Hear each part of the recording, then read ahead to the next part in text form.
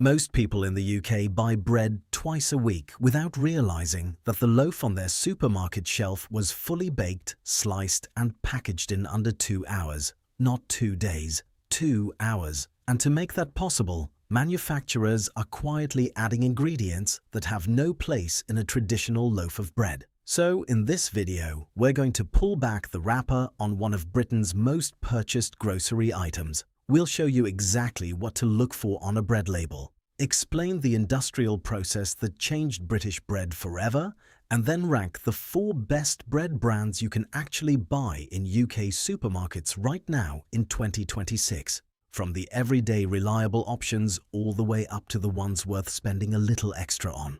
Whether you're buying from Tesco, Sainsbury's, or your local Waitrose, by the end of this video, you'll never pick up a loaf the same way again. Let's get into it. Before we get to the brands, you need to know what you're actually looking for, because bread is one of those products where the label is doing a lot of heavy lifting to make something ordinary sound exceptional. Here are 3 things to check every single time. First, count the ingredients. A genuinely simple loaf of bread needs very few things: flour, water, yeast, and salt. That's it. Some good loaves add a little fat or a touch of sugar to aid fermentation, and that's perfectly reasonable. But when you pick up a standard supermarket loaf and count 12, 15, or even 18 ingredients, you should start asking questions. Things like calcium propionate, mono and diglycerides of fatty acids, ascorbic acid used as a flour treatment agent, and soya flour are all signs that speed and shelf life have been prioritized over simplicity. None of these additives are necessarily dangerous, but they tell you a story about how the bread was made. Second, don't be fooled by color. This is one of the oldest tricks in the book. A loaf with a dark, wholesome-looking crust and a brown crumb does not automatically mean it contains significant amounts of whole grain or wholemeal flour. Manufacturers often use caramel coloring or added molasses to achieve that brown appearance in what is essentially a refined white loaf with a small percentage of wholemeal flour blended in. If the first ingredient on the label is simply wheat flour rather than wholemeal wheat flour, you are holding a white bread in a brown disguise. Real wholemeal loaves will list wholemeal flour as the primary ingredient. Third, look at the salt content. Bread is one of the biggest sources of dietary salt in the British diet. Not because people are adding it at the table, but because it's already baked in. Check the nutrition panel and look for sodium per 100 grams. Anything above 1 gram of salt per 100 grams is on the higher side, and some standard sliced loaves creep up toward 1.2 grams or even higher. This matters if you're eating 2 or 3 slices a day, which most people are. Better quality brands have been working to reduce salt levels, and it's a simple number to compare when you're standing in the aisle. Now here's where it gets really interesting. To understand why so many UK bread loaves contain so many additives, you need to know about something called the Chorleywood Bread Process, or CBP for short. Before 1961, making bread in Britain was essentially the same as it had been for centuries. Bakers would mix dough, leave it to prove slowly, sometimes overnight, and allow the natural fermentation process to develop both the structure and the flavor of the loaf. It was time-consuming, but the result was bread with a genuine depth of taste and a texture that came from the grain itself. Then, in 1961, scientists at the British Baking Industries Research Association in Chorleywood, Hertfordshire, developed a new method. By applying intense mechanical mixing at high speed, combined with specific additives and fats, they could produce a fully risen loaf in a fraction of the time. The slow fermentation stage, which could take 12 to 16 hours, was essentially eliminated.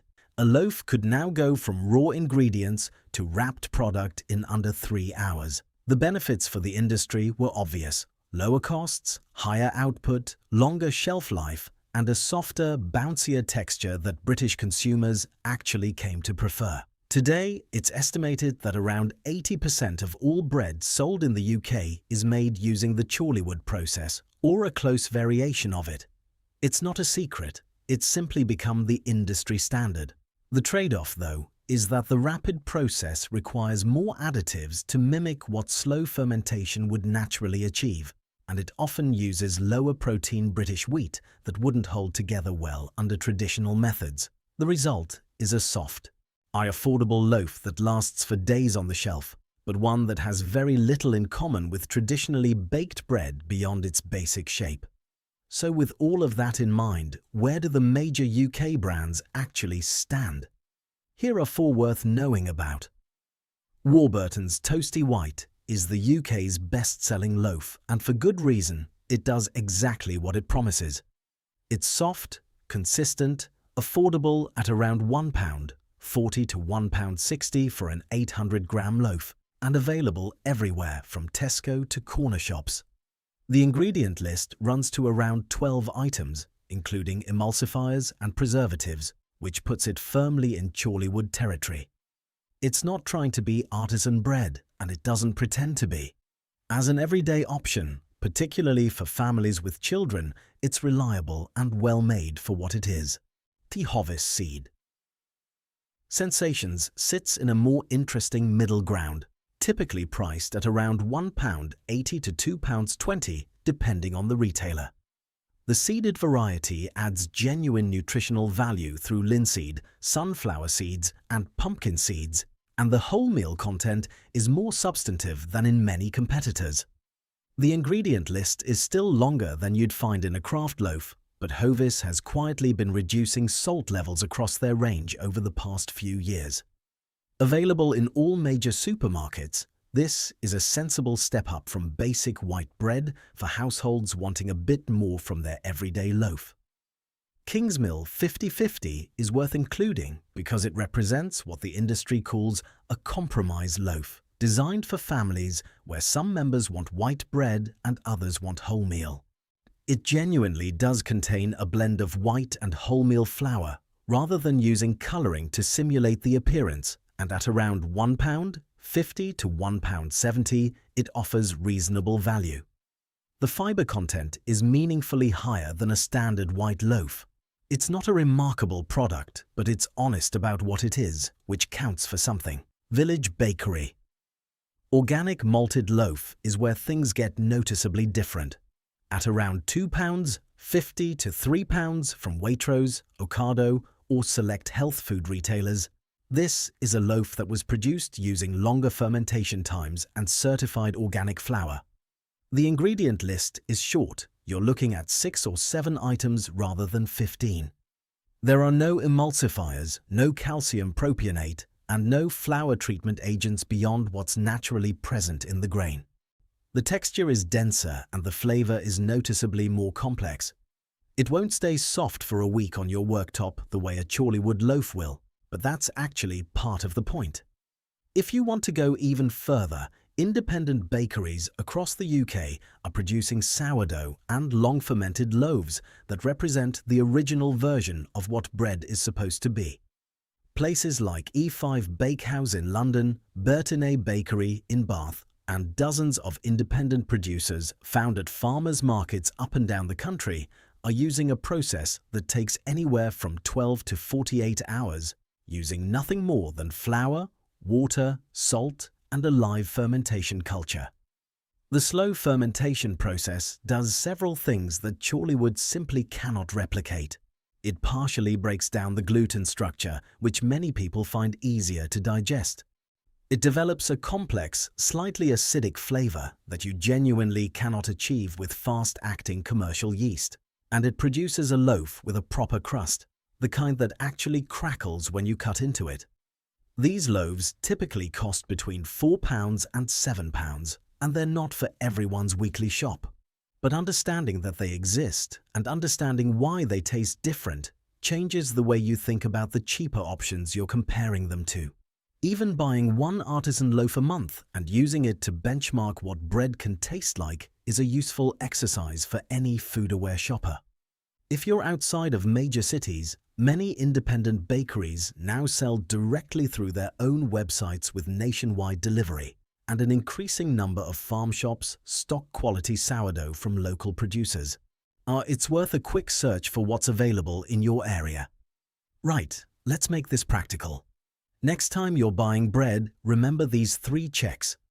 1. Count the ingredients. Fewer than 8 is a good sign. More than 12 is worth a second look. 2. Check that the first ingredient says wholemeal wheat flour if you're buying a brown or seeded loaf. Color alone means nothing. 3. Glance at the salt content on the nutrition panel. Under 1 gram per 100 grams is the benchmark to aim for. And if you want a simple tier to follow, Hovis Seed Sensations or Village Bakery. Organic for your everyday loaf, and a local sourdough or long-fermented loaf from an independent bakery whenever budget and availability allow. So to bring it all together, British bread is dominated by a process designed 60 years ago to make production faster and cheaper, and most of what you see on the shelves today reflects that. That's not a scandal. It's just the reality of a mass-market food industry. But the more you understand about how your bread is made, the better equipped you are to make choices that actually match what you want from your food. The good news is that you don't have to spend a fortune to eat better bread. You just have to know what to look for, and now you do. I'd love to know what bread you currently buy and whether this has changed how you think about it. Drop your answer in the comments below. Are you a white Warburton's household, a sourdough convert, or somewhere in between? And if you found this useful, our video on what's really inside your supermarket olive oil is worth watching next, because that label is hiding even more than this one.